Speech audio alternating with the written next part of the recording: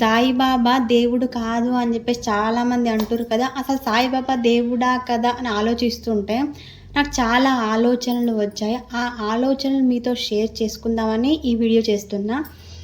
అయితే సాయిబాబా దేవుడు అని అనుకుంటే మన శాస్త్రాలలో మొత్తం ఏమని ఉంది అంటే, మనం నిత్యం కూడా ఈ 5 దేవతామూర్తులను ఖచ్చితంగా సేవించాలి అని చెప్పేసి ఉందన్నమాట. అవి ఏంటి అంటే గణపతిని, శివుణ్ణి, విష్ణువుని, ఆదిశక్తిని, సూర్యుణ్ణి, ఈ 5 దేవతామూర్తులను కూడా నిత్యం రోజు కూడా పూజించాలి, ఆరాధించాలి అని చెప్పేసి మన శాస్త్రాల్లో ఉందన్నమాట. మన రామాయణంలో కూడా రాముడు చేసి చూపించాడనమాట. ఇప్పటికీ కూడా రామేశ్వరంలో రాముడు ఆరాధించిన శివలింగం ఉంది. అదేవిధంగా ఆదిశక్తిని పూజి విజయం సాధించిన తరువాత మనకి దసరా చేసుకుంటాం. ఆ విధంగా రాముడు ఆమెను పూజించడం వల్ల విజయం సాధించాడు అని చెప్పేసి ఆ విధంగా దసరా చేసుకుంటాం అన్నమాట. తరువాత వినాయకుడు, మనం ప్రతి కార్యం కూడా మొదలు పెట్టే ముందు ఖచ్చితంగా కూడా వినాయకుడిని సేవిస్తామన్నమాట.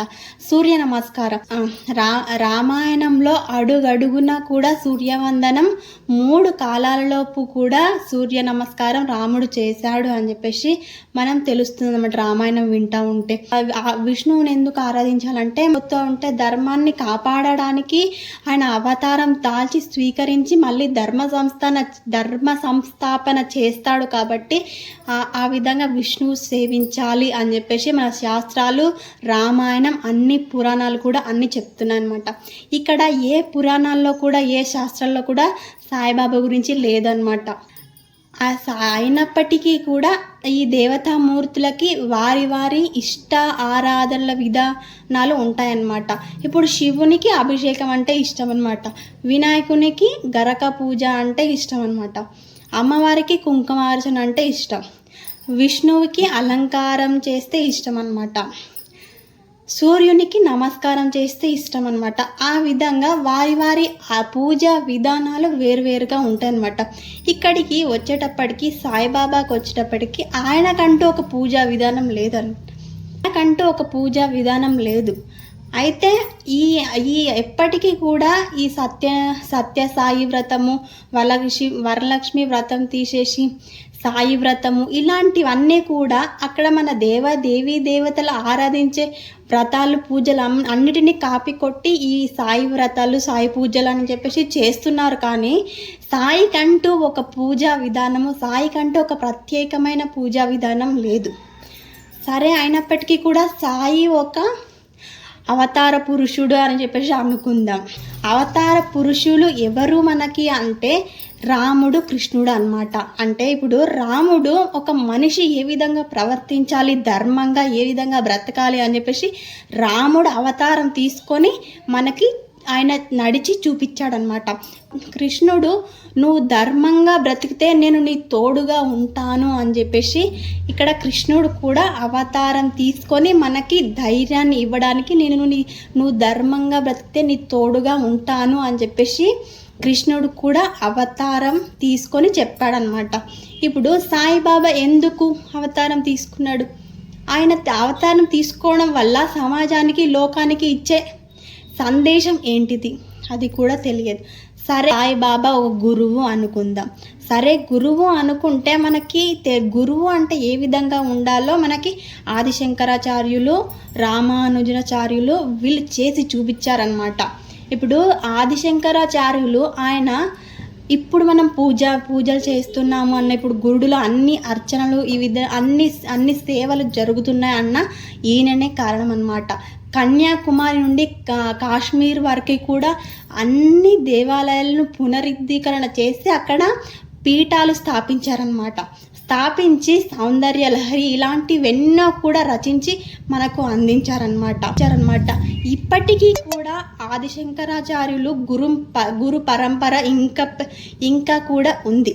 ఇక్కడ రామానుజాచార్యులు కూడా మన విష్ణు ఆలయాల్లో అన్ని కైంకర్యాలు ఏ విధంగా జరగాలి, ఏ విధంగా స్వామికి ప్రీతిపడతాం అని చెప్పేసి మనకి లోకానికి జ్ఞానాన్ని అందించింది ఆదిశంకరాచార్యులు, రామానుజాచార్యులు అనమాట. వీళ్ళిద్దరు కూడా గురువులు. వీళ్ళ పరంపర ఇప్పటికీ కూడా ఉందన్నమాట.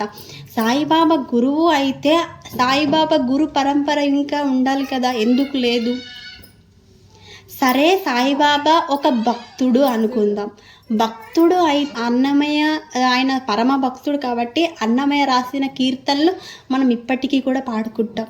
రామదాసు ఒక పరమ భక్తుడు కాబట్టి ఆయన కట్టించిన ఆలయం ఉంది. మనం ఆయన కీర్తనలు కూడా పాడుకుంటాం ఇప్పటికీ కూడా భద్రాచలంలో. ఇంకా ఆయనకి సీతారాముల కళ్యాణం అంగరంగ వైభవంగా చేస్తామన్నమాట. ఈ తులసీదాసు పరమ భక్తుడు కాబట్టి మనకి తులసి చరిత్ మానసాన్ని మనకు అందించాడు. సూర్దాస్ కూడా ఆయన పరమ భక్తుడు కాబట్టి మనకి సూర్ సాగర్ అని చెప్పేసి అదొక మహా గ్రంథాన్ని మనకు అందించాడు. పోతన గారు కూడా భక్తుడు మహాభాగవతం అనే గ్రంథాన్ని మనకు అందించాడు. ఇలా వాళ్ళు సేవించి వాళ్ళు తెలుసుకొని దానిని సమాజం కూడా తెలుసుకోవాలని చెప్పేసి వాళ్ళు రచించి మనకి అందించారనమాట. ఇప్పుడు సాయిబాబా భక్తుడు అయితే మనకి ఏ సందేశాన్ని అందించాడు? సాయిబాబా ఒక భక్తుడైతే ఆయన తెలుసుకున్న దాన్ని మనకి ఏది జ్ఞానంగా బోధించాడు? కాదండి, సాయిబాబా ఒక మానవత్వం కలిగిన మనిషి.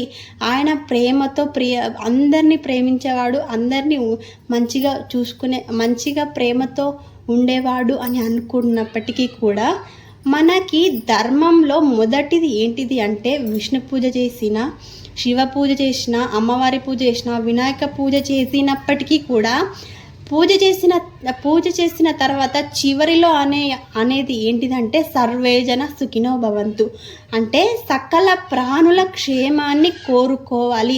అదే మొదటి ధర్మము మానవులకి అని చెప్పేసి మన ధర్మము చెప్తుందన్నమాట. ఇప్పుడు సాయిబాబా ఒక మేకను కోసి దాన్ని వండి తినడం అనేది ఏ విధంగా మనకి ఆదర్శం అవుతుంది? ఒక మనిషిగా ప్రవర్తించినప్పటికీ కూడా ఆ విధంగా చేయలేరు కదా. అందుకని ఒక మనిషిగా కూడా ఆయన ప్రవర్తించలేడనమాట. ఈయన దేవుడు అని చెప్పేసి అనుకుంటే ఇవన్నీ ఇలా ఉండాలి కదా దేవుడు అని చెప్పేసి నాకు వచ్చిన ఆలోచనలు మీతో పంచుకున్నానండి. మీకు కూడా ఏమన్నా డౌట్లు ఉంటే చెప్పండి. హరే కృష్ణ, హరే రామ్, జై శ్రీరామ్.